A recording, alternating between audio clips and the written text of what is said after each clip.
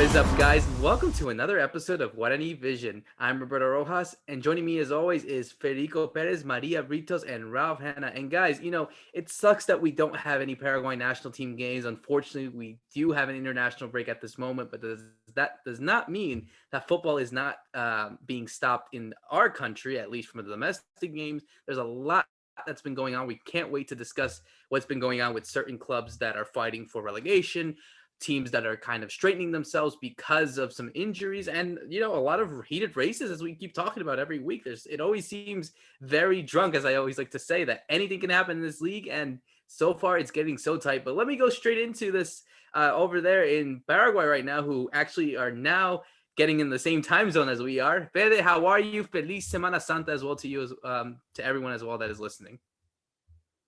Thank you, Roberto. I'm not that religious, so there's not much to congratulate me on this week, but obviously it is an important week here in Paraguay for a very religious country. It's a very calm week also due to this kind of lockdown that we're going through again. Most people will have to stay home most of this week while trying to have that number of cases go down. It does have to do with that, the lockdown this week. Everybody, the government telling everybody to stay home, stay put for a couple of days so things get a little bit better. Meanwhile, thankfully, football has not stopped. We did have a big game this weekend, Libertad against Guarani, and a lot of changes going on. Also, some clubs even are having to reset. We're halfway there on the Apertura, and I was just looking at the big news in South America again. This is not the first time we said it on this tournament. They're changing manager. Ever Almeida has taken over again. This is a manager that has come and gone from this team. Let's see if he's the final solution that South America need. They will face on their first game on Ever Almeida and his son, Ivan Almeida. Their first game will be against Cerro Porteño on this next coming up weekend. So it's a big game for them. The race for the title is tremendous right now, just getting tighter and tighter with that result coming from Libertad and Guarani, that tie game. So we got so much ahead of us. We got so much to talk about in another great episode of Guarani Vision. Absolutely. I cannot wait. And let's go all the way to Miami to Ralph. And, it is the international break, but looking at obviously we haven't seen Paraguay play, but at least for England, promising signs at least heading into the Euros. But how are you, man?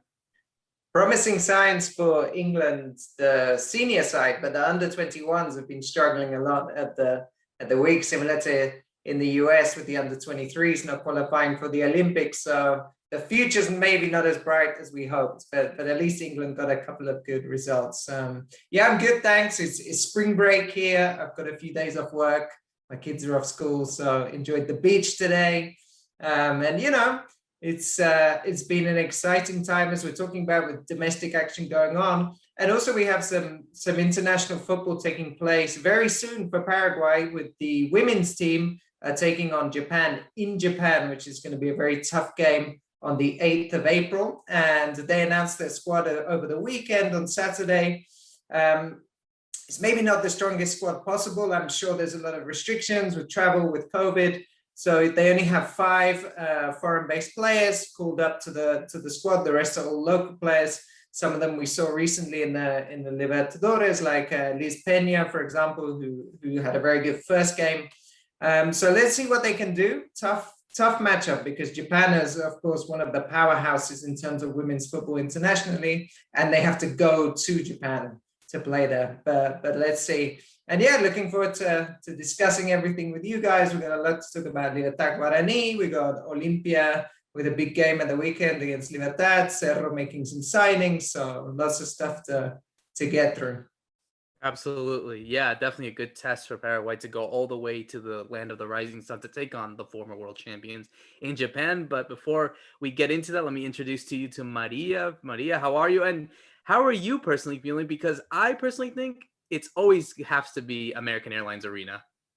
I was looking at your tweet the other day and I was like, oh, I got to mention this to her and see how she feels about that. Yes. What's up, guys? How's everyone doing? It's been an off week, but I'm very sad actually about the AAA changing its name to TK. I'm not too sure. That's how much FTX. it sucks. FTX. And there you go. Arena. There you go. That's the one. So yeah, that's a very sad ending for the AAA here. A historic a couple of decades here with Miami. So we'll see. We'll still call it AAA on the low key, but yeah, it's been not a crazy week. It's been a low key week. Weekend, just one game for the Clausura with Libertad tying up with Guarani, which is pretty crazy. The table is still the same, but doesn't look so good for Libertad, who could have clinched 3 points and they lost the opportunity. But other than that, we'll touch on how it looks for Club Olimpia right now, going up against Libertad as well in their next game. So we'll see and we'll preview that game as well. But lots of more to talk about. I'm excited. Definitely, and we'll go straight to that. But before we do have to mention some transfers that actually happened. Some of the transfers that we saw happen to Cerro Porteño, which actually made, in a way, sense, given the fact that they had an injury for Rodrigo Muñoz, their goalkeeper, meaning that they had to come in with a replacement, and that replacement is Jean-Pierre, a goalkeeper played in Brazil. I think he played for Sao Paulo, but he had a couple of issues that I'm sure if you can Google them on Twitter or go on Twitter or something like that, there are some suspect things. But in any case, he comes from Brazil. And also going to Brazil actually is Oscar Ruiz going to Bahia. Ralph, I actually wanted to go to you on this one first, because obviously it's a good incorporation, you would say, for Cerro, given the fact they're getting someone of experience, but they do lose a key player in the process with Oscar Ruiz heading to Bahia. But how do you assess both these transfers, and how do you think it benefits Cerro Porteño heading into how they view their season, especially with many more important games coming up?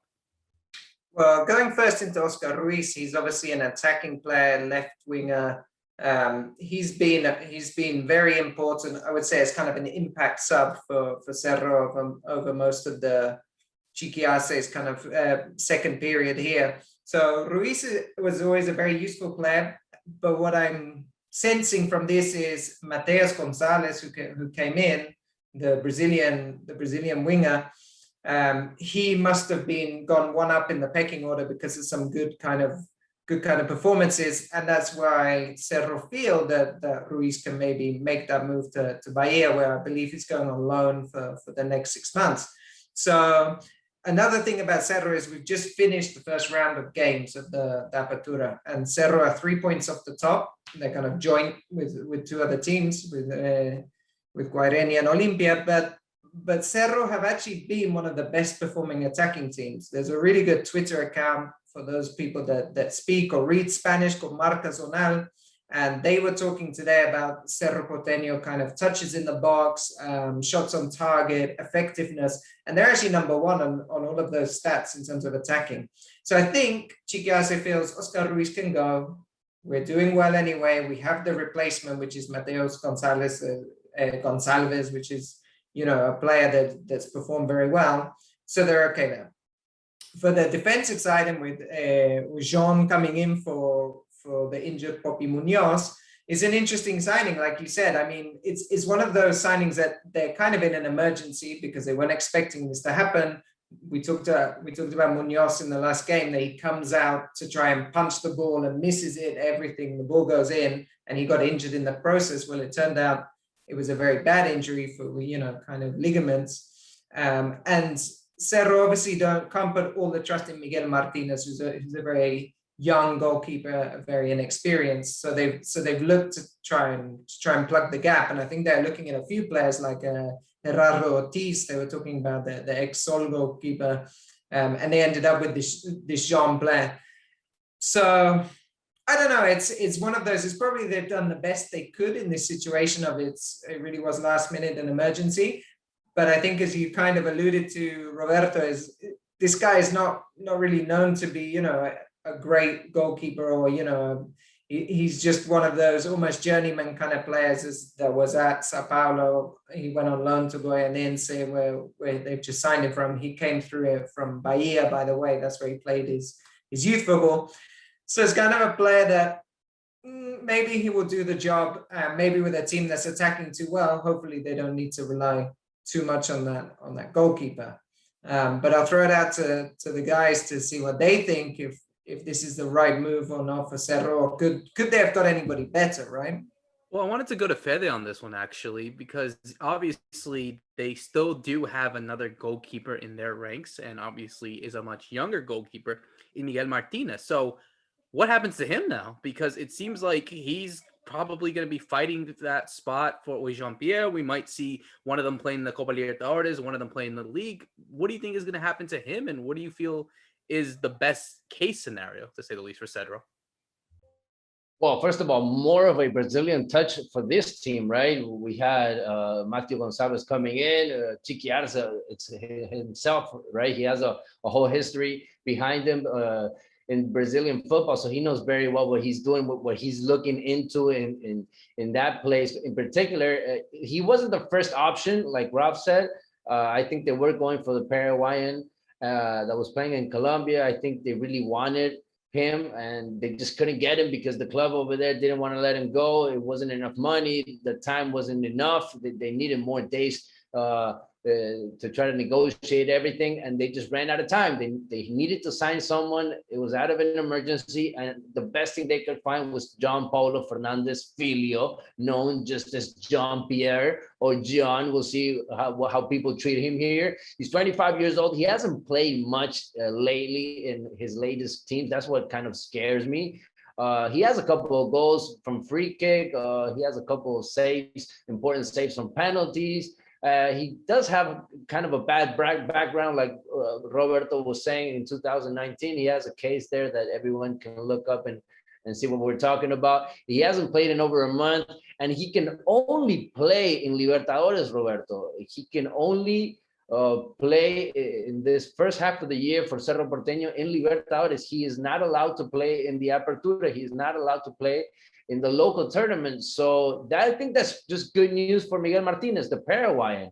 I actually wanted Ortiz to come because those are two goalkeepers that are actually fighting also for a spot in the national team. So that was going to be a really good head-to-head right there, a good competition. But I think this is good news for Miguel Martinez, who is going to take advantage of it. He did it last year already when the team needed him, when Munoz already had an injury and he was out for a while. And I just think this is great news for him, because this is the only way the sub goalkeeper is going to come in if the starting goalkeeper gets injured. Unfortunately, this is a part of the game, and it went down like this for Cerro Porteño. They lose a very important goalkeeper, especially for Libertadores. But hey, maybe it is the big chance for Miguel Martinez to grow up, to mature, and finally get that spot. If it's not made for Jean Pierre, who is just coming in and will only have the spot available in Libertadores.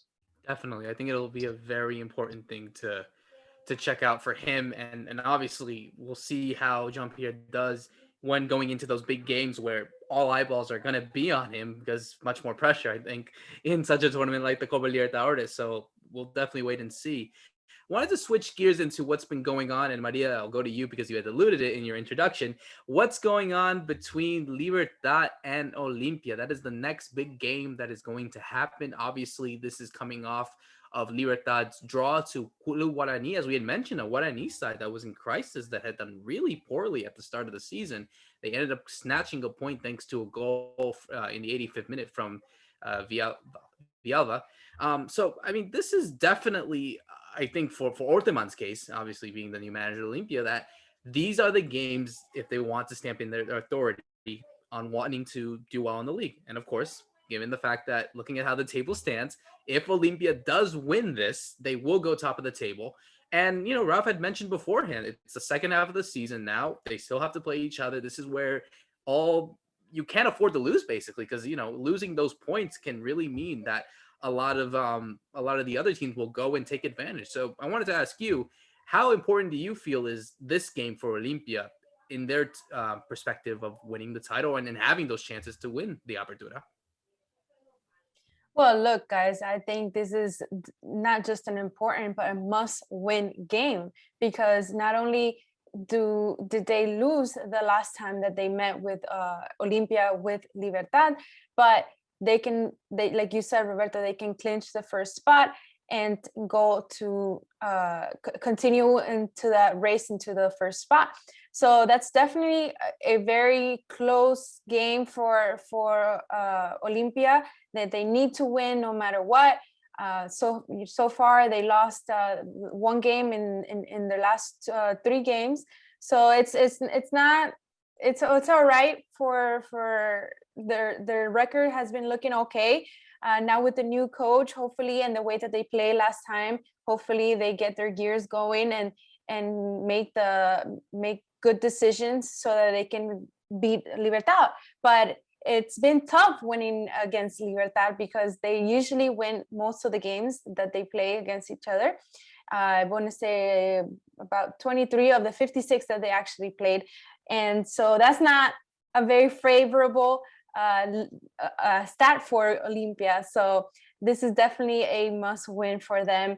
I believe Olimpia, Libertad has been unbeaten the last 3 games. So they're looking good.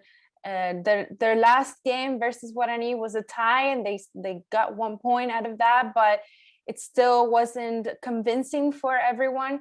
A lot of people were criticizing them that they lost their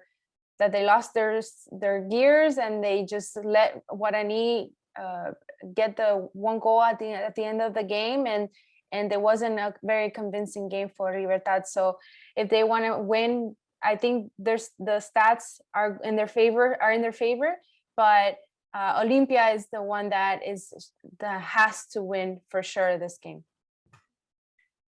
Going quickly to the game first, the Libertad Guarani that Maria was mentioning, I think the criticism of Carnero in that game was at halftime when they're leading 1-0, Guarani reacted, right? And they brought on Mana and Keiko Villalba. And there you could see like they were just a different team. They were winning the ball much higher up. They were starting to stretch Libertad in a way that they hadn't managed in that first half. So you were thinking, okay, so Carnero, what are you going to do now? Are you going to try and maybe draw them in, hit them on the break, or are you going to try and bring in a more defensive player to try and stop it? And I thought he took quite long on the substitutions, but when he does make the substitution, let me just see, because I just had this up, but let me remind myself. Yeah, he brings on Ramon Martinez, right, for Hugo Martinez, and he makes a double change there around 67 minutes, but it's not, I don't know, it's not the right formula to try and stop those Guarani attacks. And in the end is Villalba, the substitute, that scores the equalizer, and it was well deserved. Like Josué Colman played really well in that game for Guarani. I think he hit the bar from a free kick. So there's those questions of a Carnero about tactically, can he adapt? And that's something that costs him in the Libertadores. So I think, talking now about Olimpia Libertad, this will be really interesting, because now you see Carnero, who knows that Olimpia team perfectly because he managed that. I mean, most of those players are the same. And then let's see, does he read the game better because his players he knows and he sort of understands the combinations? Or does Orteman, who's relatively inexperienced in Primera, but has a lot of experience from lower league football with San Lorenzo, can he outthink Carnero? And this is, again, for those two teams, it's the closest they'll get to like a warm-up for Libertadores, because it's two teams that have actually qualified for Libertadores. Well, Libertad are in the final qualification stage, but this is maybe the best time we're going to see, how these teams could play in Libertadores, because this is the best quality opposition we'll see. And finally, we get a really interesting matchup of Olimpia have the best attack in terms of most goals scored, and Libertad have the best defense. They've only conceded 6 goals in 10 games. In 10 games or 9 games? I'm losing myself. 10 games, right? They played. So this is it. This is kind of that matchup, right? To see, what gives first, the defense of Libertad, or can the attack of Olimpia be too strong? So I think we got a good game on our hands over the weekend. I actually think that this could be the match of the tournament, like Maria is expecting, for it to be a big match for Olimpia. I think this is the clash of titans, right? After what we've seen in their first game, especially Olimpia coming back now with Sergio Orteman, they look so much stronger. They look like they're really ready to make it a fight for the title. And Libertad looks strong, but you don't really know what to expect from Garnero's starting 11. Like Ralph was saying, maybe there's a lot of strategy behind what he's picking right now. He does have a couple of players that are not available, like Antonio Barreiro, that's an important player, I think. A white player on the right side. It's really hard to know what he's going to put there in the midfield and attacking wise also, because he started the tournament with Oscar Cardoso and Sebastián Ferreira. They're two very attacking players, two forwards actually, but now he's surrounding Oscar Cardoso with other kind of players like Bogarín and Merlini that we saw them against Guarani. He has so much players available that he can actually play with this until he finally finds that a perfect formula that gives him what he actually expects from this team. I was listening to Garnero after the match against Guarani. Obviously, they felt like they lost it because 5 minutes before the end of the match, Guarani ties it.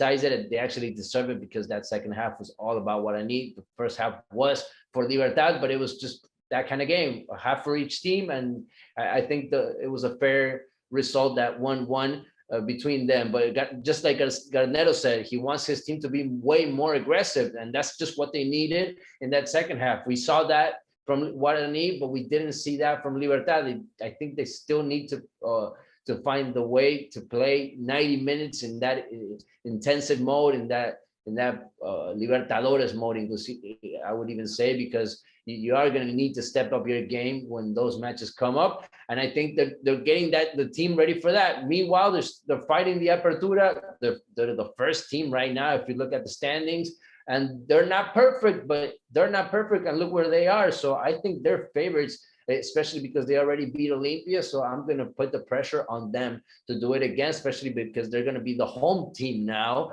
And it's just going to be Orteman's second game, even though it looks like he's going to repeat the same starting team that beat River by a lot of goals on his first match. But I think Libertad really has a lot to do, has a lot to change around, has a lot of subs available, and especially Garnero knows just perfectly well what he's going to go up against. He was there in that locker room for so long. He knows perfectly every player he's going to go up against. So I think from the strategy point of view, Garnero, I think, can win it also.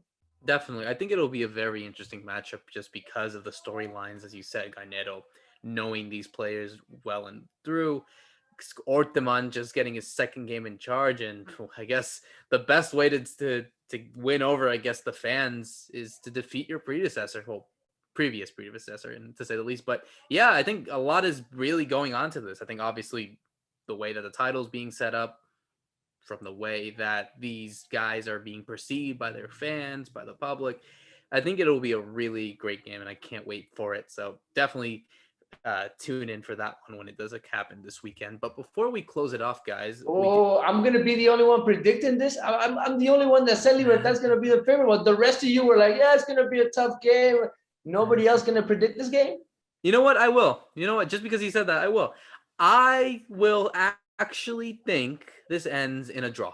I think I will go for a 1-1 draw on this one. I think it'll be very, very tight. I think obviously, as you said, Libertad are a side that really work well under Garnero. Olimpia, even though it was just one game, they have the pedigree to say the least. But I think it's going to be a very tight game personally. So I'm going for a 1-1 on this one. I'm copying you, Roberto, because I was thinking 1-1 as well. I don't think either team has enough to score twice, which would be enough to win it. So I'll go with the 1-1 too. Maria going with the obvious, going with her Olimpia, or? Actually, guys, I was going to say I'm going to go with Libertad this time, because I think that the odds are in their favors, and it's just Orteman's second game. So there's a lot going on there. And I think after this tie that felt like a loss to Libertad versus Guarani, they're going to push through and they're going to come back stronger. So I'm going to go for Olimpia. I'm not going to give a score, but I'm just going to go for Libertad. Being cautious on that part, at least. And you know how we do on predictions. So maybe it go one way, maybe it'll go the other. So we will definitely see. But But those results, I mean, it could factor in for the other teams like Cerro, like Guarani, who, again, we're telling everyone to not sleep on these guys because they can definitely do something. So, yeah, it's going to be very tight, I would say, especially for this game and everything that comes after it, personally. Before we go and close off, we do have to mention something that actually came in mind. And Fede, we're going to actually go to you on this one because I think you're the best one to speak about it. And Ralph, of course. There had been some issues going on with Sportivo Luqueño recently. Sportivo Luqueño, of course, are celebrating their 100th anniversary, their centenary at the moment, but not everything is going well in the Ciudad de Luque. I mean, Fede, if you wanted to go over what's been going on with the club, I mean, go right ahead. The floor is yours. Yeah, well, thank you, Roberto. I want to bring in Ralph also because obviously he follows Luqueño all the time. He has done it for these last couple of years. We can talk so much about Luqueño, everything that's been going on these last couple of years. We can even go back to the 80s and 90s, like I was telling you guys off the air, that it's kind of hard to not link this club to other big families and families that have even been investigated, that have been linked to football situations that have been kicked out of football also, right? Like Leos, that was the head of CONMEBOL back in the days, in the 90s, also the Dyer family lately in the 2000s, all these big families with a lot of money that had a special love for Sportivo Luqueño, but that also took advantage maybe of the club and took over the club, especially with the power that they had of being presidents, and especially with all the money that they had to pretty much put everybody aside and just be them commanding the situation. That's been going on ever since the 80s, the 90s.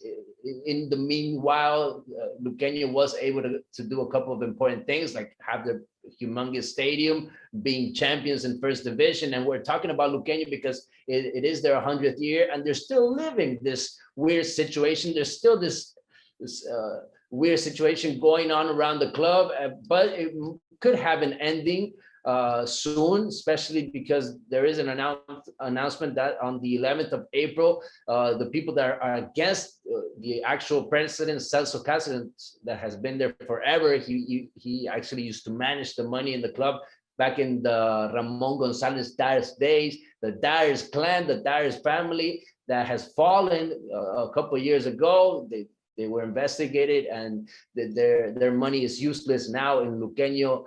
They are banned from football also, so they can't get close to it. But they do have Celso Cáceres still trying to link to them, and he's trying to maintain his spot, be the president, but he's lost all the people that are around him. All the board that's been around him these last couple of years has left him. So he does have to be an assembly. He's going to try to keep the spot, obviously, but there is another movement that's going on. Hugo Rodriguez will try to be the elected president on these upcoming days with Julio Cesar Romerito, somebody that Ralph can talk to me a lot about because he's a very important player. If we talk about the history of Luqueño, you know very well who I'm talking about, Romerito. Ralph, he might be the second vice president of Sportivo Luqueño soon. Yeah, that's right. Romerito, of course, a lot of our fans from the US that follow us will know he played in the MLS alongside Pelé. I think he was even in that era with the Cosmos. Yeah. And there's a NASL, stand. Yep. Yeah. NASL in the cup. Oh yeah, right. Pre MLS. And there's even a stand named after him in the Feliciano Cáceres Stadium. One of the stands is named after Romerito. He's a very important player. He's actually been around politics in a way, trying to run as a candidate in actual elections, for the ruling party here in Paraguay. But now he's getting involved in the football side of elections, coming in as this vice president. As what Fede explains, is really the official, this would be the official elections, which are taking place on the 11th of April. And they're the only people that are running. So in theory, it's a walk-in. They become the new board of directors, president of Luqueño. But what's happening is, as Fede was mentioning, Celso Cáceres is trying to hold on to power, and maybe realizing he can't do it through this official means on the 11th, he's going to hold his own election on the 10th of April and essentially proclaim himself the president of Luqueño. Now, I was talking to a guy called Leandro Baruja, who's the president of the Electoral Commission, the Independent Electoral Commission for Luqueño. And in their opinion, the only official elections is the 11th, because the 11th of April, because these came through the whole correct process in October. They announced there'd be new elections, and the elections would be these ones on the 11th. So according to them, the only official people is going to be the Rodriguez and Romerito combination on this 11th. That could be problems though, Ralph. We had a case back a couple of years ago, Sport Colombia. They were in the second division. They had two presidents. They had two teams after doing two assemblies. And the APF, the FA told them, no, you can't do this. You're banned. You're out of this category. And they were sent down several categories, and they were banned from football for several seasons. I hope this doesn't happen to Luqueño. Exactly. This is a big, they say, danger for Luqueño if this could happen, because the APFA call themselves totally neutral. The Paraguayan FA will not get involved and decide that one rules over the other, because this is actually, this is an internal electoral system that the clubs have to manage. It's not for the Paraguayan FA to decide whose elections count or not. But if this does happen, then you have these parallel elections take place and two people claiming the president, then for the FA, they kind of, the easiest thing is to say, well, you guys sort it out. We'll suspend you and then sort it out yourselves. Like Fede says, let's hope this doesn't happen. Let's hope maybe there's along the way some kind of determination before that, maybe a negotiation that Cáceres doesn't, do this alternative or parallel elections, and maybe, for some kind of immunity where they to check the finances of the last few years, or maybe they will go through the justice system in Paraguay and they will get a ruling that way rather than having to wait on the FA. But either way, it's a difficult situation they're in, just as they got moving away on the pitch, as in they were in danger of relegation. The results on the pitch recently have actually pushed them away. There's a few teams below them now, and they're looking a bit safer there, but there's still this kind of cloud hanging over. So let's see what happens in April. And of course, we'll inform everybody, to the followers of Paraguayan football, so they know what's going on with Luqueño in this 100th year. Absolutely. There's a ton of drama that's been going on, as we mentioned, always on the pitch and always off the pitch. It's a common thing that's been going on. Even when there's an international break, there's always something going on. But yeah, definitely we'll see what happens with Sportivo Luqueño as they head into those elections in the next few weeks. But guys, another great show as always.